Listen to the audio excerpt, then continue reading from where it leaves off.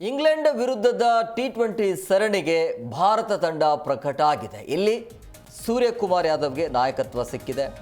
So England ವಿರುದ್ಧ T20 ಸರಣಿಗೆ ಭಾರತ ತಂಡ ಪ್ರಕಟ ಮಾಡಿದೆ. ಸೊ ಕಡೆಗೂ ಈಗ ತಂಡಕ್ಕೆ ಮರಳಿರುವಂಥದ್ದು ಬೌಲರ್ ಮೊಹಮ್ಮದ್ ಶಮಿ.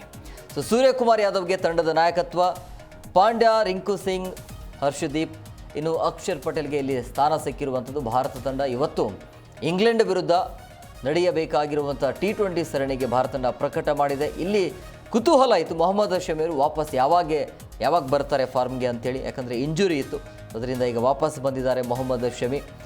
ಸೊ ಸೂರ್ಯಕುಮಾರ್ ಯಾದವ್ ಇಲ್ಲಿ ನಾಯಕತ್ವ, ಹಾರ್ದಿಕ್ ಪಾಂಡ್ಯಗೆ ಮತ್ತೆ ಇಲ್ಲಿ ನಿರಾಸೆ ಆಗಿದೆ. ರಿಂಕು ಸಿಂಗ್ ಸ್ಥಾನವನ್ನು ಪಡೆದಿದ್ದಾರೆ, ಹರ್ಷದೀಪ್ ಅವರಿದ್ದಾರೆ, ಅಕ್ಷರ್ ಪಟೇಲ್ಗೂ ಕೂಡ ಇಲ್ಲಿ ಅವಕಾಶ ಕೊಡಲಾಗಿದೆ.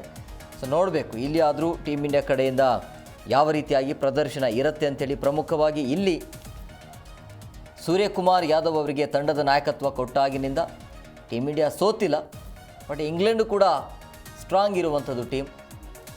ಬಟ್ ಇಲ್ಲಿ ರಿಂಕು ಸಿಂಗ್ಗೆ ಒಂದು ಒಳ್ಳೆಯ ಅವಕಾಶ, ಮತ್ತು ಮೊಹಮ್ಮದ್ ಶಮಿ ವಾಪಸ್ ಬಂದಿರೋದು ಎಲ್ರಿಗೂ ಕೂಡ ಖುಷಿಯ ವಿಚಾರ.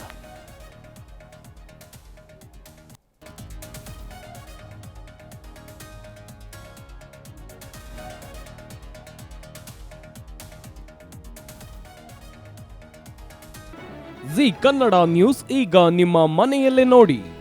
ಎಲ್ಲ ಕೇಬಲ್ಗಳಲ್ಲಿ ಈಗ ಲಭ್ಯ.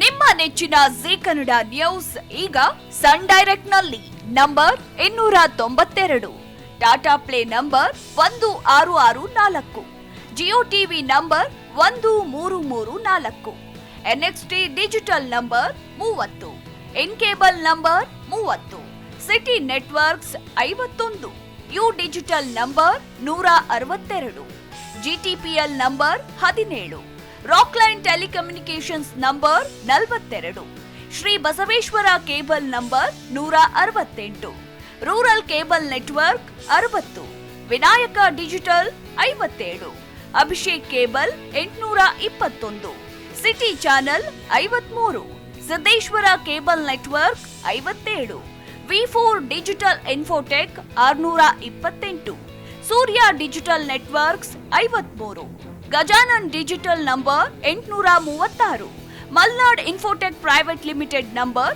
56, Metrocast number 830, victory digital number 167ರಲ್ಲಿ ನೋಡಿ ಆನಂದಿಸಿ.